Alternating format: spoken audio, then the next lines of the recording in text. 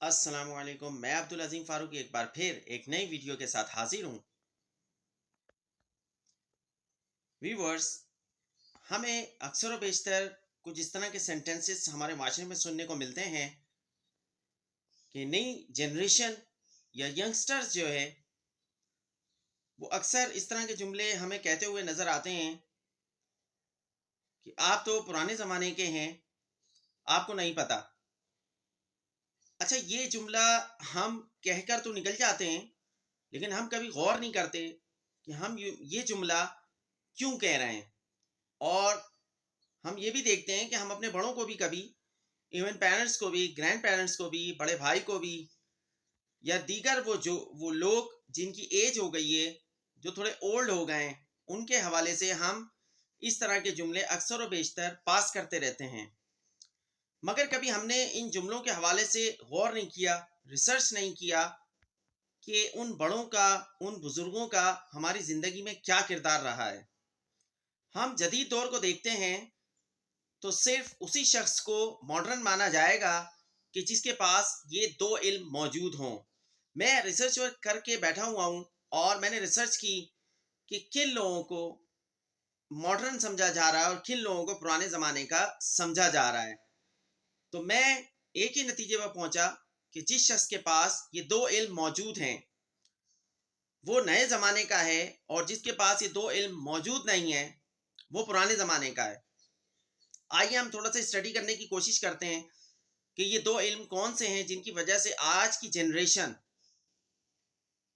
पुराने लोगों को फरसूदा और बेकार और डी वैल्यू तस्वुर कर रही है और सोच रही है कि अब इनसे कोई फायदा नहीं है। यानी मैं गौर फिक्र कर रहा था और मैंने काफ़ी स्टडी की इस हवाले से, तो मुझे ये मालूम हुआ कि ये दो इल्म जिसके पास हैं वो पुराने ज़माने का नहीं कहलाएगा। यानी आज की दुनिया में उसे नए ज़माने का तस्वुर किया जाएगा, चाहे उसकी एज कितनी ही क्यों ना हो। एज से इसका कोई भी ताल्लुक नहीं है, बट इसको रिलेट किया जा रहा है एज से। लेकिन हकीकत में अगर हम देखें कि जिस शख्स के पास ये दो इल्म मौजूद हैं वो पुराने ज़माने का हरगिज़ नहीं कहलाएगा, ना ही उसे लोग समझेंगे।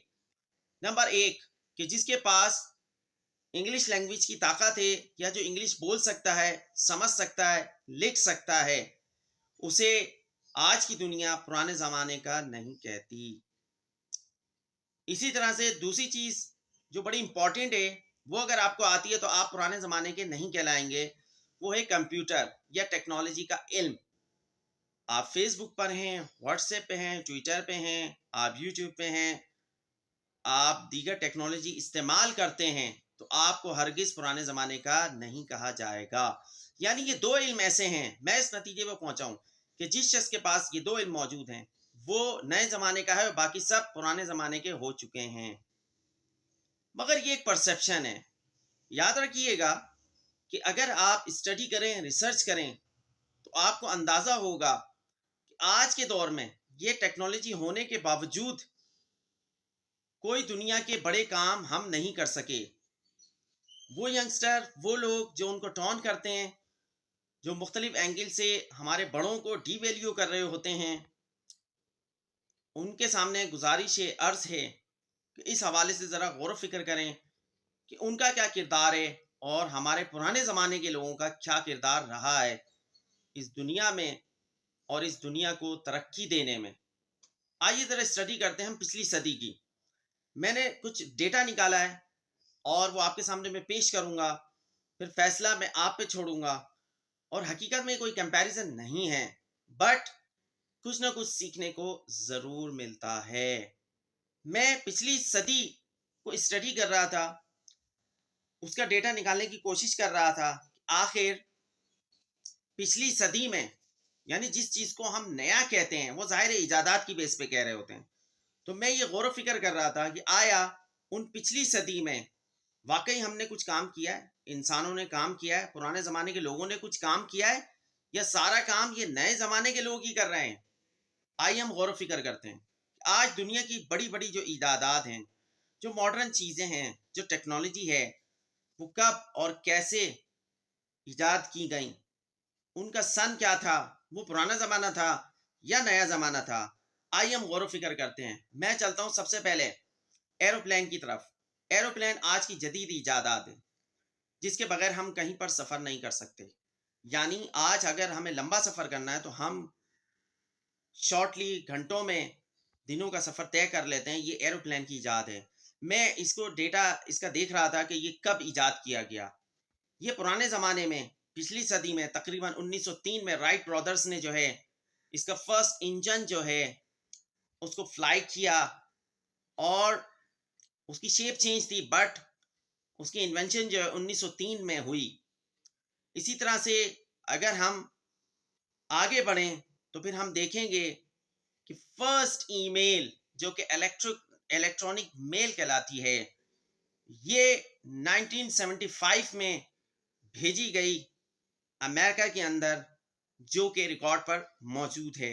इसी तरह से अगर हम आज की एक और जदीद चीज़ को देखें जो कि हमारे पास मोबाइल है, जिसको लिए लिए हर कोई फिर रहा है और वो अपने आप को ये समझ रहा है कि मैं मॉडर्न दौर में हूँ। इस मॉडर्न चीज़ की ईजाद पुराने ज़माने के लोगों ने की थी या नए ज़माने के लोगों ने की थी, ज़रा गौर फ़िक्र कर लीजिए। आप गौर फ़िक्र करेंगे कि तकरीबन इसकी ईजाद, इस मोटरोला की फर्स्ट मोबाइल की ईजाद 1973 में हुई, जो कि पुराना ज़माना था। फिर आइए आगे चलते हैं, हम कार का इंजन लेते हैं। टोयोटा एक नामी गिरामी कंपनी है, जिसकी इन्वेंशन इंजन की 1935 में की गई। इसी तरह से आज के दौर का जो कंप्यूटर है, जिसकी बेस पे हम नए ज़माने के कहलाते हैं, हम फ़ख्र महसूस करते हैं और इसके बगैर अब कोई टेक्नोलॉजी आगे नहीं बढ़ सकती। ये कब ईजाद हुई थी? आईबीएम ने अपना फर्स्ट कंप्यूटर जो लॉन्च किया है, मॉडर्न जिसे हम कंप्यूटर कहते हैं, ये 1953 में, यानी पुराने ज़माने में ईजाद किया गया है। इसी तरह से अगर मैं बल्ब की बात करूं, जिसकी वजह से आज पूरी दुनिया रोशन है, तो मैं गौर फ़िक्र कर रहा था, ये तो बहुत ही पुराने ज़माने की बात है। तकरीबन 1878 में एडिसन ने जो है बल्ब ईजाद किया और फिर आगे जाके उसके अंदर प्रोग्रेस होती रही और उसकी शेप्स चेंज होती रही। मैंने ये चंद ईजादात, इन्वेंशंस आपके सामने रखी हैं जो कि तकरीबन पिछली सदी में ईजाद की गई, जो कि बहुत ही पुराना ज़माना कहलाता है।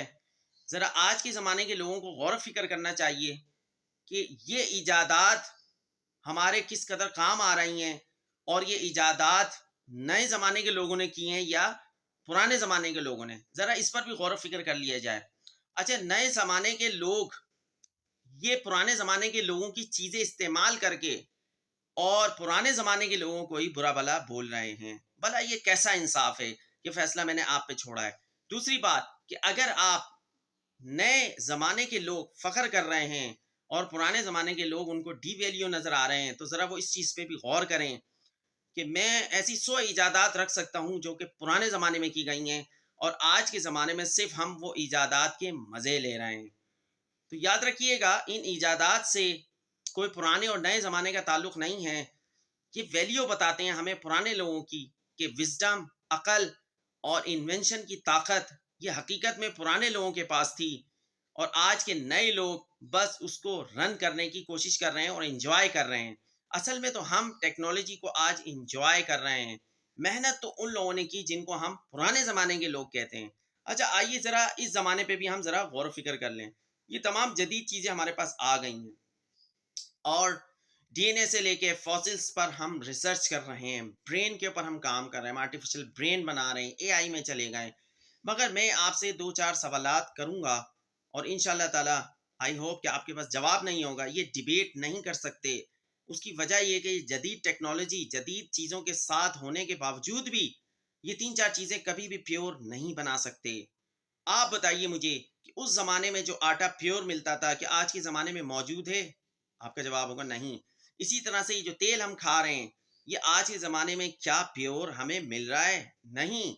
इसी तरह से ग्रोसरी की और भी चीज़ें हैं, दूध ले लें, हम दूध तो खालिस बेच नहीं सकते, हम हवा खालिस नहीं पा सकते, हम पानी खालिस नहीं बेच सकते, तो हम किस टेक्नोलॉजी और किस जदीद दौर की बात करते हैं और किस बेस पे हम पुराने ज़माने के लोगों को बुरा भला कह रहे होते हैं, डायलॉग्स कह रहे होते हैं।